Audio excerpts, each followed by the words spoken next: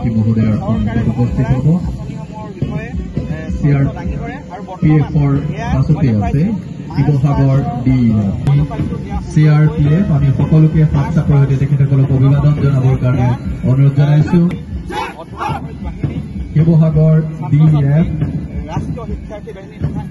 প্ৰথমটি দলে ইতিমধ্যে মুখ্য অতিথি মহোদয়াৰ পাৰ হৈ গৈছে। দ্বিতীয়টি দল শিৱসাগৰ DEF, তৃতীয় দল 25th AP ONGC battalion Dimow পথাৰ শিৱসাগৰ, কুচকাৱাজৰ চতুৰ্থ দল হোমগাৰ্ড,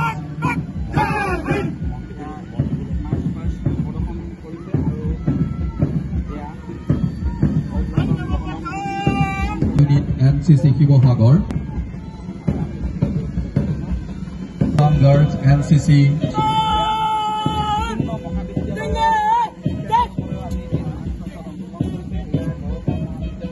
গড়গাঁও কলেজ ইতিমধ্যে পৰ্যায়লৈ উত্তীৰ্ণ কৰিছে। অষ্টম দল হিচাপে 49th Assam battalion naval NCC team 2, Assam দল 49th আছাম নেভেল NCC একাদশ স্থানত 49th Assam naval junior wing girls Sivasagar govt HSN MP school, 11th Assam NCC Kuleshwari Girls Higher Secondary School Sivasagar, ত্ৰয়োদশ স্থানত কৰ্মযোগী ৰাইট, পঞ্চদশ স্থানত কমলেশ্বৰ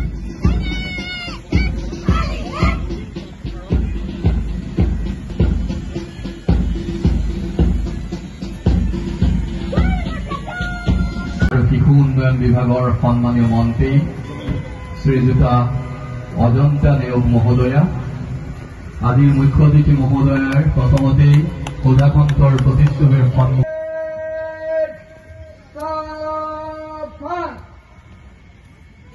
এয়া সুধাকণ্ঠ ভাৰত ৰত্ন ডক্টৰ ভূপেন হাজৰিকাদেৱক বন্তিত কৰিছে।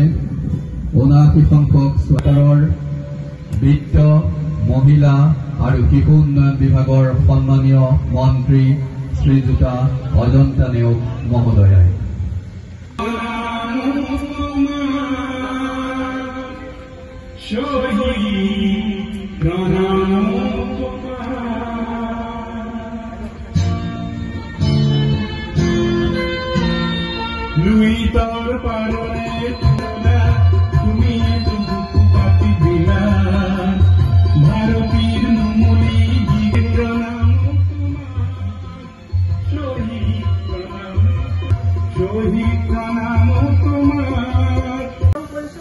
আৰু পূৰণ কৰিছো সেই সময়ত নেতৃত্ব দিয়া বীৰ সেনানীসকলক। আজি এই পবিত্ৰ দিনটোত আমি সকলোৱে শ্ৰদ্ধাৰে পূৰণ কৰিছো সকলো মুক্তিযোদ্ধাক, জ্ঞাত অজ্ঞাত, মৃত জীৱিত, যিসকলৰ ত্যাগ আৰু আত্মবলিদানেৰে আমি এখন স্বাধীন দেশ পাবলৈ সক্ষম হৈছো। এই শুভক্ষণত দেশৰ কাৰণে আমাৰ প্ৰাণাহুতি দিয়া, আত্মত্যাগ কৰা, বলিদান কৰা আমাৰ বীৰ সেনা জোৱানসকলকো আজিৰ দিনটোত আমি সকলোৱে গভীৰ শ্ৰদ্ধাৰে সোঁৱৰণ কৰিছো। মই সোঁৱৰণ কৰিছো নেতাজী সুভাষ চন্দ্ৰ বসু, কনকলতা, কুশল কোঁৱৰ, মূলা গাভৰু, মুকুন্দ কাকতি, পিয়লি ফুকন, জীউৰাম দুলীয়া বৰুৱা, উমেশ্বৰ কাকতি, টিকেশ্বৰ বৰগোহাঁই, মুখেশ্বৰ গগৈ, মানিকী গগৈ, কুলধৰ চলিয়াকে ধৰি অসংখ্যজনৰ সংগ্ৰাম আৰু আত্মত্যাগ। এইখন দেশত এই মুক্তিযোদ্ধাসকলৰ আত্মবলিদান আৰু সাহসৰ বিনিময়ত দেশ মাতৃয়ে পৰাধীনতাৰ পৰা মুক্তি পাইছে।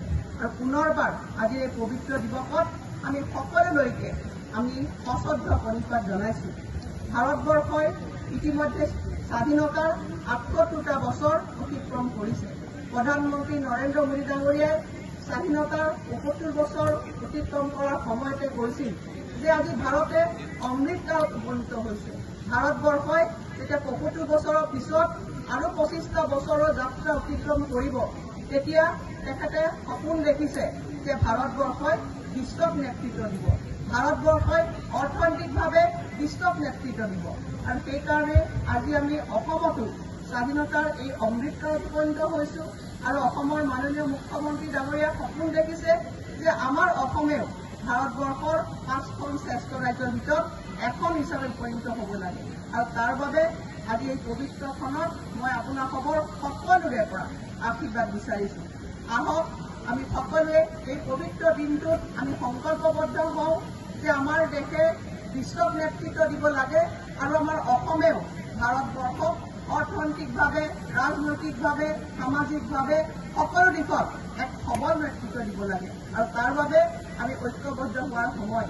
আজি অসমীয়া জাতি আমি স্বাভিমানী জাতি। এই জাতিৰ ভাষা, সংস্কৃতি, খিলঞ্জীয়া মানুহৰ স্বাৰ্থ সুৰক্ষিত হ'ব লাগিব। আৰু আজি এই সন্ধিক্ষণত জাতিটোৰ সুৰক্ষিত কৰিবৰ কাৰণে আজি অসমৰ মাননীয় মুখ্যমন্ত্ৰী ডাঙৰীয়াৰ চৰকাৰখনে আজি অহৰ্নিশে আমি কাম কৰি আহিছোঁ। আমি ৰাইজৰ সেৱাত আত্মসমৰ্পিত হৈ অসম মাতৃক সেৱা কৰিবলৈ আহিছোঁ। তাত মুক্তিযোদ্ধাসকলৰ ত্যাগ আৰু আদৰ্শ আছে। আজি ইয়াত উপস্থিত থকা আমি সকলোৱে উপলব্ধি কৰিব লাগে যে এটা সময়ত মুক্তিযোদ্ধাসকলে তেওঁলোকৰ আত্মবলিদান দি দেশখনক স্বাধীন কৰিছিল। সেই দেশখনক আন্ধাৰৰ পৰা পোহৰলৈ আনিবলৈ চেষ্টা কৰিছিল শিক্ষাৰ জৰিয়তে, স্বাস্থ্যৰ জৰিয়তে, সমাজসেৱাৰ জৰিয়তে। সেই সপোন সাকাৰ কৰাৰ দায়িত্ব আমাৰ মানুহৰ। আৰু সেইকাৰণে ঐক্যবদ্ধভাৱে আজি আমাৰ পূৰ্বোত্তৰৰ এই অসমীয়া আইন আমি অসম দেশৰ ৰাজ্যও আজি আমি অসমখনক সকলো দিশত আগুৱাই লৈ যাব লাগিব। বিগত সময়ছোৱা নৰেন্দ্ৰ মোদী ডাঙৰীয়াৰ চৰকাৰখনে তৃতীয়বাৰলৈ মোদী ডাঙৰীয়াই প্ৰধানমন্ত্ৰী হিচাপে দায়িত্ব লৈ আমাৰ ৰাজ্যখনক অহৰ্নিশে তেখেতে আশীষ প্ৰদান কৰি আহিছে। আৰু সেইকাৰণে বিগত সময়ছোৱা অসমৰ মাননীয় মুখ্যমন্ত্ৰী হিমন্ত বিশ্ব শৰ্মা ডাঙৰীয়াৰ চৰকাৰখনেও আমিও তেখেতৰ খোজতে খোজ মিলাই অসমেও অৰ্থনৈতিকভাৱে, সামাজিকভাৱে, ৰাজনৈতিকভাৱে আমি আগুৱাই যাবলৈ সমৰ্থ হৈছোঁ। আজি আমি স্বাধীনতাৰ অমৃতকালত আমি উপনীত হৈছোঁ। অমৃতকালৰ অমৃত স্বপ্ন আমাৰ আছে।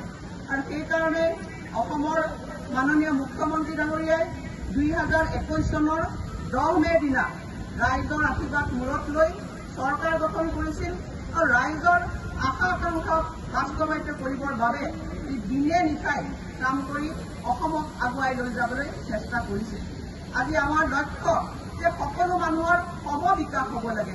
অসম যদি এখন বিকশিত ৰাজ্য হিচাপে নিজৰ ভৰিত থিয় হ'ব লাগে, অসম অৰ্থনৈতিকভাৱে স্বাৱলম্বী হ'ব লাগিব। অসমৰ যুৱক যুৱতীসকলক আমি আত্মনিৰ্ভৰশীল হিচাপে গঢ়ি তুলিব লাগিব। অসমৰ মাতৃসকলক স্বনিৰ্ভৰশীল কৰি গঢ়ি তুলিব লাগিব। অসম এখন কৃষিজীৱী দেশ আৰু কৃষকসকলক আমি স্বনিৰ্ভৰশীল কৰিব লাগিব। শিক্ষা, স্বাস্থ্য, সমাজ কল্যাণ এই সকলো দিশতে যোৱা সময়ছোৱা আমি গুৰুত্ব প্ৰদান কৰি আহিছিলোঁ। আৰু আমি এক নিৰ্দিষ্ট লক্ষ্যৰে আমি আগুৱাই যাবলৈ বিচাৰিছোঁ। যোৱা সময়ছোৱা এই চৰকাৰখনৰ এক ডাঙৰ সফলতা আছিল যে প্ৰশাসনক ৰাইজৰ ওচৰলৈ লৈ যোৱা। আমি সকলোৱে জানো যে এগৰাকী দৰিদ্ৰ আইতাই তেওঁ যদি ন্যায় পাব লাগে দিল্লী বা দিছপুৰ তেওঁৰ পৰা বহু দূৰত। আজি দিল্লীৰ দূৰত্ব নাইকিয়া কৰিবৰ কাৰণে প্ৰধানমন্ত্ৰী নৰেন্দ্ৰ মোদী ডাঙৰীয়াই অহৰ্নিশে চেষ্টা কৰিছে। আৰু দিছপুৰৰ দূৰত্ব নাইকিয়া কৰিবৰ কাৰণে আমাৰ মুখ্যমন্ত্ৰী হিমন্ত বিশ্ব শৰ্মা ডাঙৰীয়াই যিমান পাৰে তেখেতে প্ৰচেষ্টা গ্ৰহণ কৰি আছে। আৰু তাৰ ফলশ্ৰুতিত আমি সুশাসনৰ এক আৰ্হি দিব পাৰিছোঁ। সুশাসন মানে কি? সমাজৰ একেবাৰে পিছৰজন ব্যক্তিয়েও চৰকাৰৰ পৰা ন্যায় আশা কৰিব পাৰে। গতিকে অসমত যি 3,40,00,000 আমি লোক আছো, এই লোকবিলাকৰ বিভিন্ন সামাজিক সমস্যা, অৰ্থনৈতিক সমস্যা, অসমৰ আৰ্থসামাজিক সমস্যাক আমি তিৰোগত কৰি আজি সুশাসনৰ জৰিয়তে অসম আগুৱাই গৈছে। আজি দিছপুৰ দূৰত নহয় এনেকুৱা ধৰণৰ যাতে মানসিকতা মানুহৰ নাথাকে তাৰ কাৰণেও এই চৰকাৰখনে আমি অহৰ্নিশে কাম কৰিছোঁ। আপোনালোকে জানে যে অসমৰ মুঠ জনসংখ্যাৰ 49% মহিলা। যদি আমি মাতৃসকলক সবল কৰিব নোৱাৰোঁ, স্ত্ৰী শিক্ষাৰ কথা আমি কৰিব নোৱাৰোঁ, আমি বাল্য বিবাহ ৰোধ কৰিব নোৱাৰোঁ, এখন সুস্থ সমাজ কেতিয়াও গঢ় নুঠে। কিন্তু আমাৰ দেশত, আমাৰ ৰাজ্যখনত দুৰ্ভাগ্যৰ কথা যে স্বাধীনতাৰ ৭৫ বছৰৰ পিছতো আমাৰ ৰাজ্যখনত বাল্য বিবাহ ৰোধ হোৱা নাছিল। স্ত্ৰী শিক্ষাৰ প্ৰসাৰ যিমান হ'ব লাগে আমি লক্ষ্যত উপনীত হ'ব পৰা নাছিলোঁ।